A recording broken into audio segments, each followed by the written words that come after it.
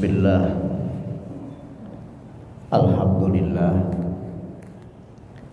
alladzi nazzala al-furqana ala abdihi liyakuna lil alamina nadhira. Ashhadu an la ilaha illallah al-muttasifu bi jami'i sifatil kamali mukhtassa. Wa asyhadu anna Muhammadan abduhu wa rasuluh al-basyiru liman ittaqa wan nadhiru liman 'asa.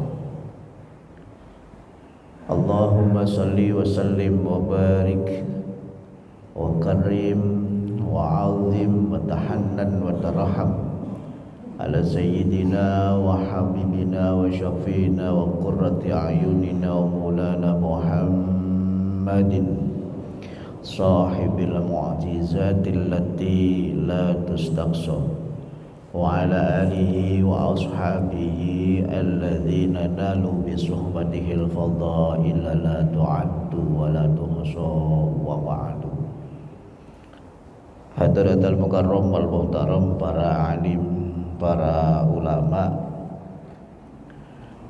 asatidz, tokoh masyarakat, sepuh bini sepuh, bil khusus segenap jajaran PKM Masjid Raya Jatimulya, kita doakan semuanya sehat walafiat, dimenangkan perjuangannya oleh Allah Subhanahu wa taala. Amin ya rabbal alamin.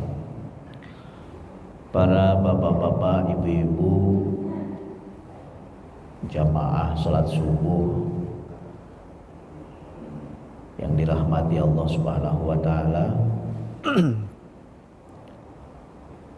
Sebelumnya mohon maaf, nitip salam dari Pak Dede Ismail Dzulkarnain karena beliau sedang pendidikan kader, ya, pendidikan kader, jadi beliau sekolah lagi, ya, walaupun cuma 5 hari. Saya diminta semalam, ditelepon sama beliau, suruh hadir silaturahim, yang tentunya kedudukan di sini boleh dibilang badal. Kalau saya mah bukan bilang badal, ini mah selingan, ya. Karena teringat dulu kalau Mike Tyson mau tinju itu acaranya jam 11 siang. Sebelumnya partai tambahan. Ya, ini mungkin partai tambahan Hamdan pun ya kurang begitu enak, nggak begitu disukai karena bukan intinya. Jadi saya sampaikan kepada para jamaah sekalian, mari kita menata niat. Yang penting apa-apa itu adalah dimulai daripada niat kita. Innamal a'malu binniyat wa innama likulli imri'in ma nawa. Man kana hijratuhu lillahi wa lirasulihi fa hijratuhu lillahi wa lirasulihi. Wa man kana hijratuhu lidunya yusibaha au imra'atin yankihuha fa hijratuhu ila akhirih. Niat ngaji itu betul-betul harus karena Allah. Jangan seperti saya, Pak. Saya ini karena disuruh, Pak. Karena disuruh. Kalau bapak-bapak yakin gak ada yang nyuruh. Hati nurani yang menuntun karena mendapatkan inayahnya Allah Subhanahu wa taala. Subuh-subuh sholat berjamaah, setelah sholat gak pulang. Beda dengan penceramah, Pak. Makanya penceramah itu harus banyak-banyak istighfar. Kadang-kadang atas dasar dalil menyebarkan ilmu, maka harus selalu menata niat. Jadi doakanlah kami para mubalik, para penceramah supaya bisa istiqomah dalam berjuang, karena menjadi guru, menjadi penceramah, mubalik sekarang untuk menuju pada tingkatan lillahi ta'ala itu sangat berat. Para bapak, para hadirin jamaah sekalian, pertama-tama tentu kita bersyukur kehadirat Allah, bahwasanya pada subuh hari ini kita sama-sama masih dibangunkan oleh Allah dalam rangka tujuan menggapai keridhoannya. Maka kemudian kita ini adalah termasuk orang-orang yang beruntung, orang-orang yang mendapatkan Subhanahu wa ta'ala bisa menjalankan salat subuh berjamaah. Mudah-mudahan amal ibadah kita diterima oleh Allah Subhanahu wa ta'ala. Amin ya rabbal alamin. Salam kita yang mulia Nabi besar Muhammad sallallahu alaihi wasallam, kepada keluarga, para sahabatnya, dan kepada seluruh umatnya tanpa terkecuali. Kita semua mudah-mudahan istiqomah mengikuti sunnah-sunnahnya dan mendapatkan syafaatul uzma fi yaumil qiyamah. Amin ya rabbal alamin. Para bapak-bapak yang sepuh-sepuh, saya mohon maaf Pak, saya nggak biasa sebenarnya kalau di atas begini nih, mohon maaf. Saya nggak biasa di atas begini nih, bukan songong ya, saya mau ngikutin Pak DKM aja. Mohon maaf semuanya. Saya semalam bertanya ke Pak Dede, ini materinya apa? Katanya materinya terserah antum katanya. Kultum, kuliah terserah antum. Maka saya nggak mau terserah tanpa ada dasarnya. Saya mencoba bertabarukan dengan risalah yang ada di depan saya ini, yaitu Tafsir Jalalain, karena ini masih bulan-bulan kita dalam situasi Rabiul Awal, Rabiul Akhir, itu masih serangkaian kajian tentang Maulid.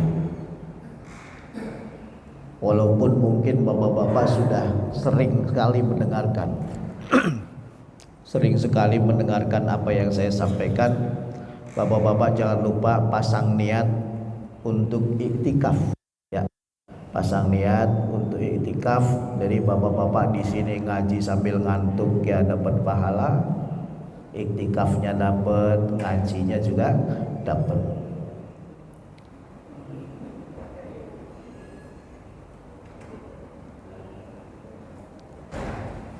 Kanjeng Nabi Muhammad sallallahu alaihi wasallam 15 abad yang lalu diutus oleh Allah kepada kaum yang punya karakter ummiyina fi dhalalim mubin.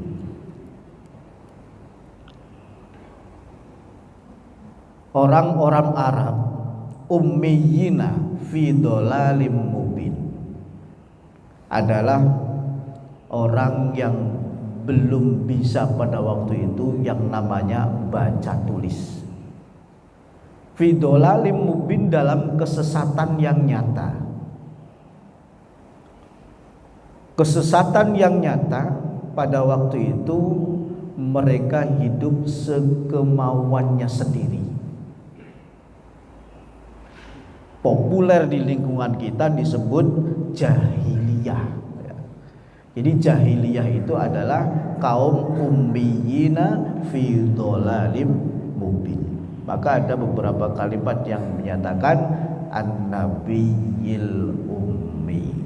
Nabi kita juga ummi, yang artinya tidak baca, tidak tulis.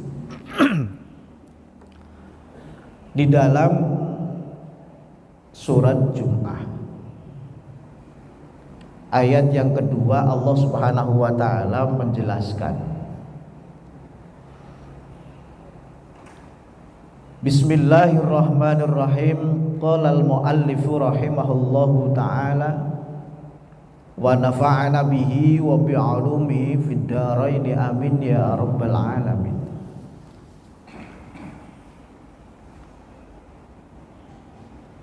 Huwallazi ba'atsa fil ummiyina rasulam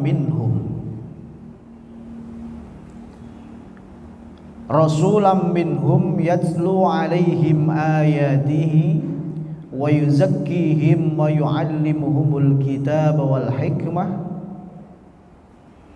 wa in kanu min qablu lafi dhalalim mubin. Ini kita pelan-pelan coba kita buka apa penjelasannya. Karakter Rasulullah, metode dakwah menghadapi orang-orang jahiliyah ummiyina fi dhalalim mubin.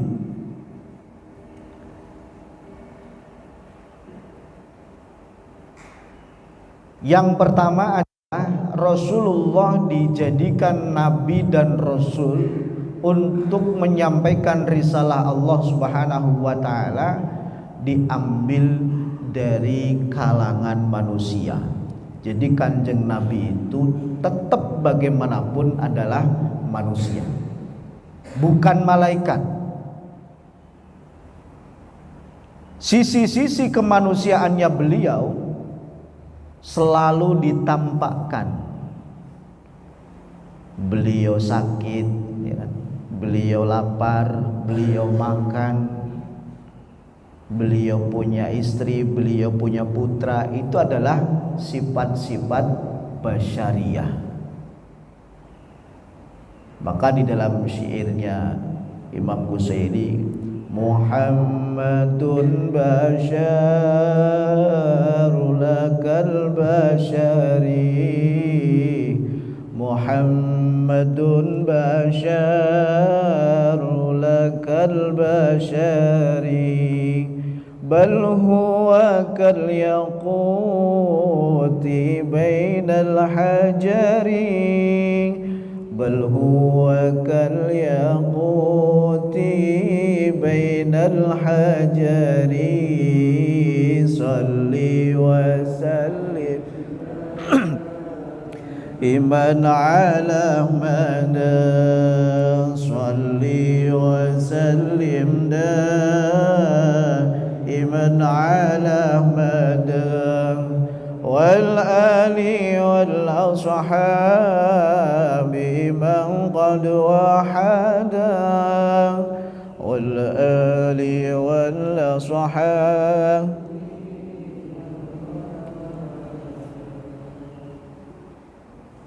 Jadi Muhammadun basyarun, Muhammad itu adalah manusia. Maka kalimatnya adalah rasulam minhum, utusan yang diambil dari golongan kalian. Maka metode yang beliau pakai oleh Rasulullah sallallahu alaihi wasallam, yatslu alaihim ayati, dibacakan Al-Qur'an kepada orang-orang jahiliyah. Orang jahiliyah itu Masya Allah Pak, karena disebut jahiliyah, dia itu gak punya aturan. Anak lahir perempuan dikubur, misalnya bapaknya meninggal, ibunya masih muda, masih cakep, diambil anaknya. Ini kelakuan orang jahiliyah.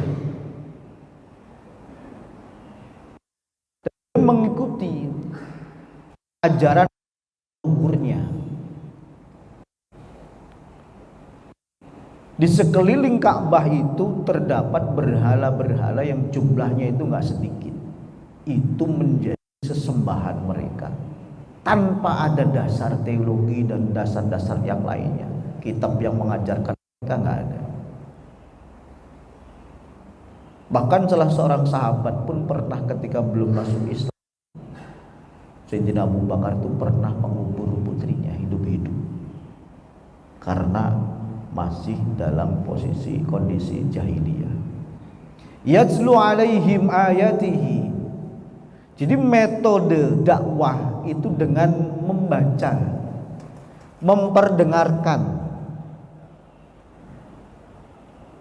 Yang hanya dengan mendengar saja karena kesaktian Al-Quran, karena kehebatan Al-Quran, hanya mendengarkan lantunan-lantunannya saja, ternyata orang itu bisa terhipnotis, orang itu bisa mendapatkan hidayah dari Allah Subhanahu wa ta'ala. Makanya membaca, pilih imam, ya suaranya bagus kayak guru kita tadi, imamnya suaranya bagus ya, yang dengerin sampai ngantuk-ngantuk ya, karena saking bagus. Apalagi kita sholat di belakang imam di Masjid Haram, suaranya bagus-bagus banget. Kadang-kadang saking terlenanya Pak, saking terlenanya kagak baca Fatihah, saking kepengen dengar suaranya merdu. Apalagi imamnya pas imam sudes. Suara yang bagus itu bisa menjadikan turunnya hidayah dari Allah Subhanahu wa ta'ala. Maka kita sunnah memperbagus suara untuk membaca Al-Quran kalau yang memang punya suara bagus. Tapi tidak semua dipaksa harus suaranya bagus, enggak. Kadang-kadang ada yang sembret ya. Ada yang suaranya serak-serak demek, ada yang emang bagus ya. Sudah bagus ditambah dipoles, digurah ya. Ada itu para kori-kori gitu, itu kalau pengen membersihkan dahak digurah suaranya biar merdu. Pada zaman Sayyidina Umar ibn Khattab belum masuk Islam, Kanjeng Nabi itu berdoa kepada Allah, Allahumma qawwil Islam bi ahadi Umaroini. Ya Allah, kuatkanlah Islam ini dengan masuknya salah satu dari dua orang Umar. Yang satu Umar bin Khattab, yang satu Amr bin Hisam. Allah mengkabulkan doa Rasulullah, yaitu masuklah Umar bin Khattab. Yang satu Amr bin Hisam tidak masuk Islam sampai meninggal. Siapa dia? Abu Jahal.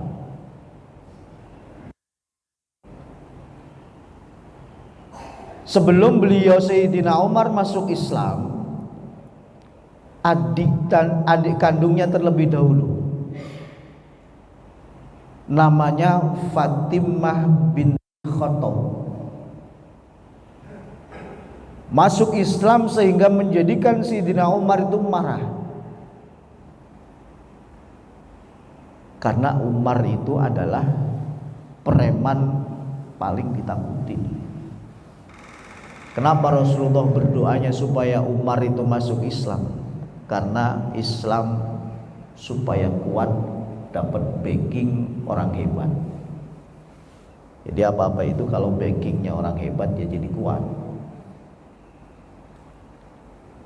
Marahlah Sayyidina Umar mendengar adiknya itu sama suaminya masuk Islam. Didatangi rumah adiknya, kemudian kepengen bahasanya dikasih pelajaran. Tetapi sampai kediaman Fatimah binti Khattab, dari luar pintu rumahnya Sayyidina Umar itu mendengar adiknya sedang membaca Al-Quran. Bismillahirrahmanirrahim. Taha wa ma anzalna 'alaika al-Qur'ana litashqa illa tadhkiratan liman yakhsha.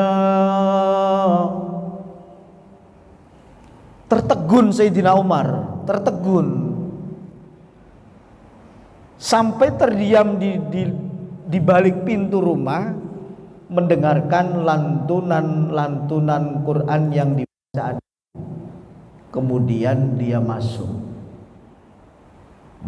rumah langsung bertanya, Aina Muhammad al-an?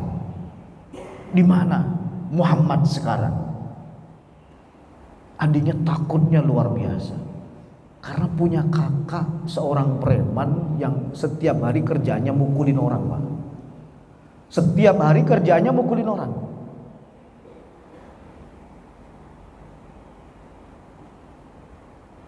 Ditunjukkan dengan rasa takut bahwasanya anna Rasulullah fi baitil Arqam ibnil Arqam. Muhammad ada di rumahnya Arqam dengan para sahabat.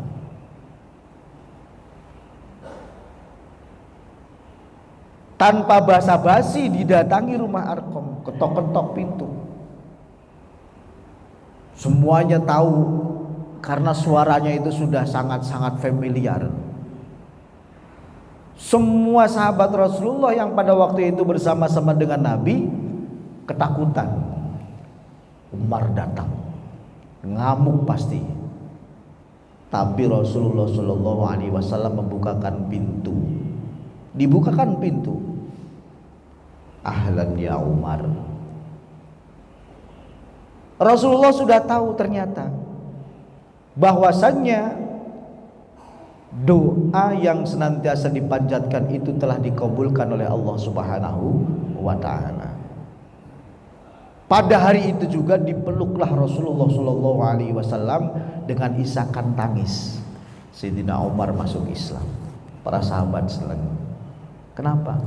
Karena ini adalah tanda-tanda Islam akan kuat. Apa statement beliau?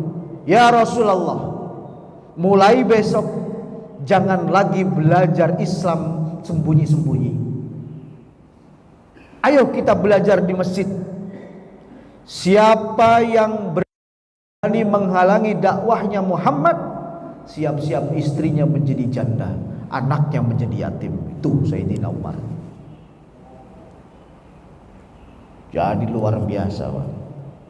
Hanya dengan mendengar. Tapi lantunan ini yang membaca Rasulullah, bukan Pak Ikin Tamami, bukan. Kalau Pak Ikin Tamami baca biar sampai hatam, orang nggak ada yang masuk Islam kayaknya. Suaranya kurang enak dan nggak ada keramat-keramatnya gitu kan. Itu zaman Rasulullah. Kemudian di abad ke-14, 14-15 menurut sejarah. Allah a'lam ini benar dan enggaknya, tapi kita tetap mendengarkan dari para guru-guru kita dan membaca literatur. Referensinya banyak. Pada abad ke-15an Islam masuk ke tanah Pasundan. Itu dalam riwayatnya dibawa oleh seorang syekh yang bernama Syekh Hasanuddin.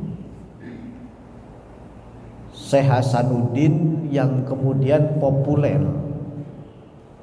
kita itu nyebutnya Syekh Kuro. Bapak-bapak mungkin pernah ke sana, Syekh Kuro, Pak. Di mana, Pak? Ada yang tahu nggak Syekh Kuro? Di Kerawang, Syekh Qurratul A'yun. Beliau mendakwahkan Islam di Kerawang dengan membuat atau mendirikan lembaga pendidikan ya mungkin sekarang TPA, madrasah gitu. Yang berkuasa pada waktu itu Prabu Siliwangi, Pak. Prabu Pamanarasa. Beliau merasa tidak senang ada yang membawa agama lain daripada agama yang dibawa oleh Prabu Siliwangi atau Prabu Pamanarasa. Dia mendatangi Syekh Hasanuddin dengan amarah, dengan kemarahan.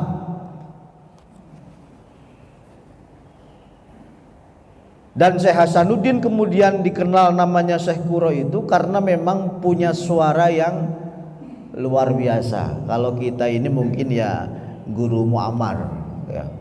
Kita kan punya Muammar ZA, punya siapa dulu? Haji Humaidi, ada yang perempuan Maria Ulfa. Pokoknya kalau yang tahun-tahun 2000 ke sini ya ada siapa Pak? Ada yang kenal? Ya, kori-kori internasional. Kita selalu juara internasional. Samsuri ya. Kan?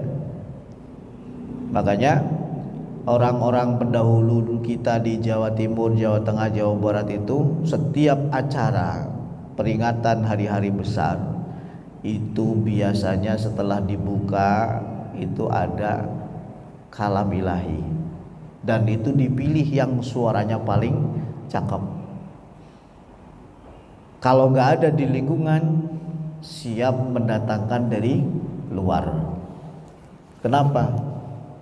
Ya karena metode dakwah dengan baca itu sukses. Jadi Prabu Siliwangi datang dengan amarah menuju kediaman Syekh Hasanuddin. Ternyata sampai di kediaman Syekh Hasanuddin, beliau mendengarkan seorang wanita sedang membaca Al-Quran dengan suara yang merdu. Dan wanita itu namanya Nyi Subang Larang. Nyi Subang Larang ini mah cerita, bukan cerita film, cerita beneran Pak. Kalau yang di film-film itu sudah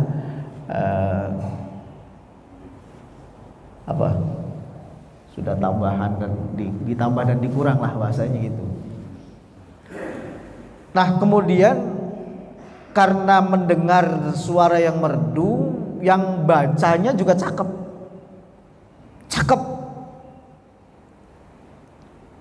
Makanya wanita cantik, laki-laki ganteng itu ya penting, apalagi untuk urusan dakwah. Pendakwah tinggi, gede, gagah, ganteng, pinter. Biasanya datang naik panggung belum ngomong saja seorang orang sudah tertarik Pak. Nah ini realita Pak. Apalagi penceramahnya ustaz, kiai, jamaahnya ibu-ibu, yang ceramahnya ganteng. Belum ngomong itu biasanya sudah senang duluan. Tapi yang diundang bikin tabi, orangnya kecil, hitam, ya kayak gitu mau ceramah katanya. Udah dialokin duluan. Begitu juga bapak-bapak. Kalau yang didatangkan misalnya kita punya penceramah banyak perempuan, Neng Umi Laila misalnya. Kita belum ngomong saja itu sudah senang. Karena memang punya daya tarik. Nah Nyi Subang Larang itu cantik sekali. Sampai kemudian Prabu Siliwangi atau Pamanarasa minta Subang Larang supaya menjadi istrinya. Nyi Subang Larang tidak keberatan, yang penting dengan syarat. Syarat yang pertama, saya tetap dengan keislaman saya. Syarat yang kedua, saya minta yang namanya lintang kerti. Saya juga nggak tahu itu Pak, namanya lintang kerti. Itu kalau menurut Kiai Said Akil itu tasbih yang tidak ada di Indonesia, adanya di Arab. Alias Prabu Siliwangi itu harus terbang ke Arab.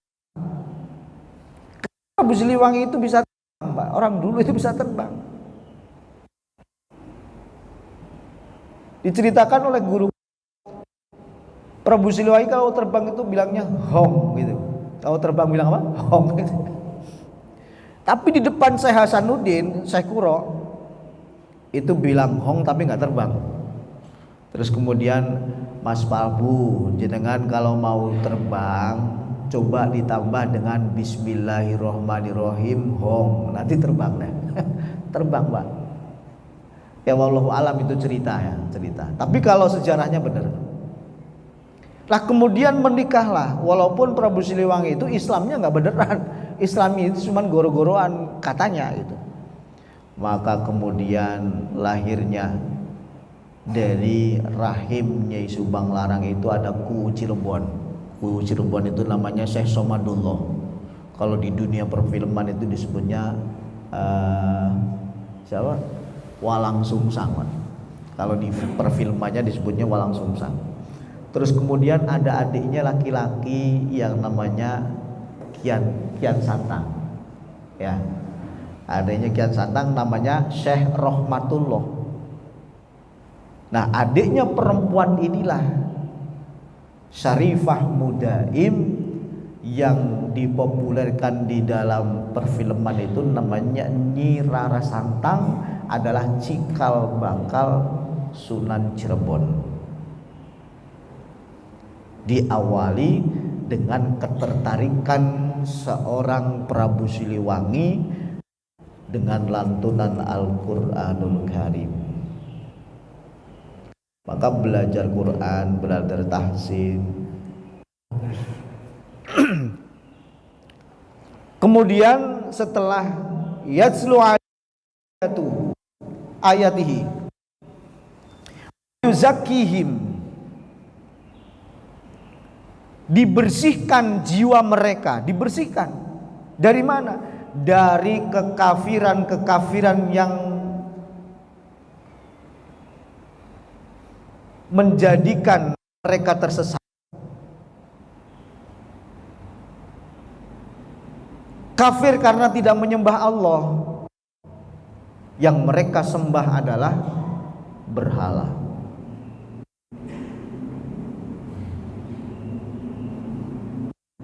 Yang mereka sembah adalah api. Yang mereka sembah adalah pohon. Jadi mereka betul-betul tidak mengenal Allah, kemudian dibersihkan hatinya dengan dikenalkan dengan Allah Subhanahu wa ta'ala. Nah, ini penting kita kaji, Pak. Kita ini sudah menyembah Allah apa belum?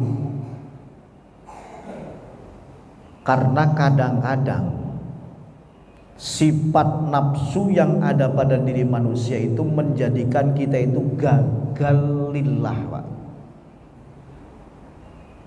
Gagal ibadah karena Allah. Ibadahnya mah tetap jadi, Pak. Makanya Kanjeng Nabi itu sudah wanti-wanti, kam min amalin yutasawwaru bi surati a'malil akhirah fayasiru bin a'malid dunya bisu'in niyah. Banyak sekali amal yang kelihatannya itu amal akhirat, tetapi menjadi amal dunia karena salah niat, karena jeleknya niat. Niat ibadah, sholat, tapi niatnya tidak karena Allah. Atau seseorang beribadah tetapi ibadahnya itu dicampur dengan perbuatan maksiat. Dia atau kita ini bisa jadi masih menyembah nafsu. Bisa jadi kita itu masih menyembah nafsu. Kenapa? Ya karena kadang-kadang nafsu kita itu merasa kita sudah soleh, merasa kita sudah cukup ilmu, merasa kita sudah banyak amal, sehingga orang-orang yang tidak atau sepaham dengan kita, mengikuti jejak kita, bersama-sama dengan kita di masjid, mereka orang-orang yang tidak beruntung. Kata kita, ini kita sudah menyembah nafsu.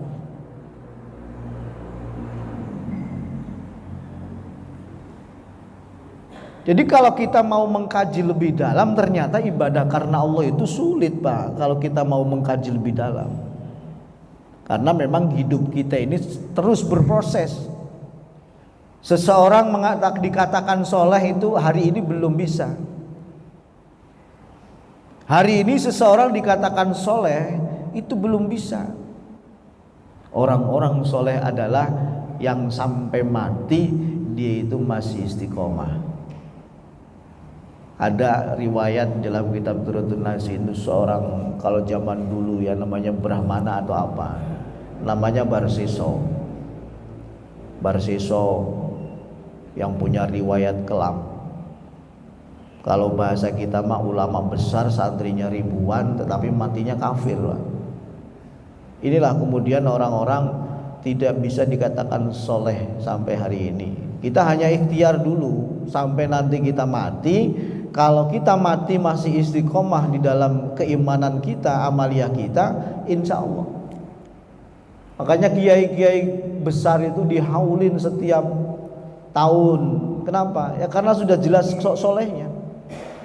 Kalau model-model kita ini yang nunggu kesaksian para takziah, apakah almarhum orang baik gitu kan, bin ahlil khair gitu. Kalau bapak-bapak misalnya kesel sama orang yang sudah meninggal ikutin nyolatin, tetap semarah-marahnya kita, sekesel-keselnya kita, apakah orang baik jelek gitu. Nggak ada yang berani, Pak. Ini didamprat sama keluarganya. Dan itu persaksian di hadapan Allah nantinya, itu para saksi-saksi yang mensolatkan jenazah dikonfirmasi apakah si A ini, si almarhum ini orang baik, semuanya pasti bilang baik. Pasti, Pak. Jelek, dia utang belum bayar misalnya. Wa yuzakihim. Jadi kesyirikan-kesyirikan di zaman jahiliyah dibersihkan oleh Rasulullah dengan ketauhidan. Sampai kemudian diturunkan ayat atau surat yang menjadikan manusia banyak belajar daripada surat yang pendek dan menjadi favorit. Suratnya pendek jadi favorit kita, yaitu surat Al-Ikhlas. Kita kalau sholat sendirian kan biasanya kuliah kulhu, kalau kata orang Jawa saya mah kuliah kulhu. Nah, dibaca 1 sampai selesai, dari ayat pertama sampai selesai, namanya itu tidak ditulis, ya kan? Namanya ikhlas, tapi tidak ada kalimat ikhlas. Itu yang harus kita pelajari. Selain daripada tafsir atau harapan pengertian daripada surat Al-Ikhlas. Dibacakan kepada orang-orang jahiliyah ketika ditanya Tuhanmu itu mana, modelnya kayak apa katanya. Qul huwallahu ahad, Allahus somad, lam yalid walam yulad walam yakul lahu kufuwan ahad. Nah, ini kan kita banget. Kita itu udah mati bawa itu aja satu itu, Pak. Insya Allah selamat. Insya Allah selamat. Bawa itu satu. Makanya setiap kenduren, setiap pokoknya urusan acara apa saja, kita itu selalu diajarkan qul huwallahu ahad, Allahus somad, lam yalid walam yulad walam yakul lahu kufuwan ahad. Ini jam berapa selesai? Wa yuzakkihim, dibersihkan, yutahhiruhum minasyirki, dari kesyirikan yang ada di Mekah pada waktu itu.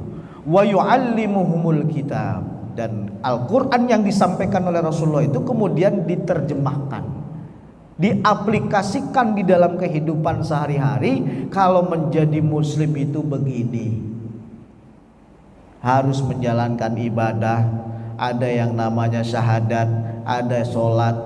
Rukun Islam ada berapa? Ada 5. Syahadat, sholat, puasa, zakat, haji. Walaupun ritual haji itu sudah ada dari sebelum Islam. Orang-orang jahiliyah muterin Ka'bah sambil telanjang, Pak. Maka datangnya Rasulullah itu membersihkan kesyirikan-kesyirikan dan kesesatan-kesesatan. Wa yu'allimuhumul kitaba wal hikmah.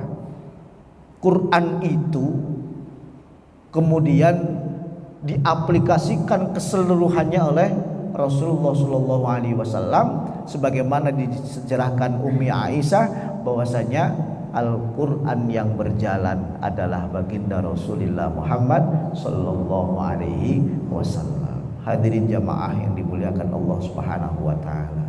Wa in kanu min qablu lafi dhalalim mubin. Walaupun sebelumnya mereka di dalam kesesatan, datangnya agama Islam, agama yang hak yang dibawa oleh Rasulullah Sallallahu Alaihi Wasallam mampu merubah dunia dari segala aspek kehidupan masyarakat, terutama dari orang-orang yang tidak kenal kepada Tuhannya kemudian menjadi kenal Tuhannya.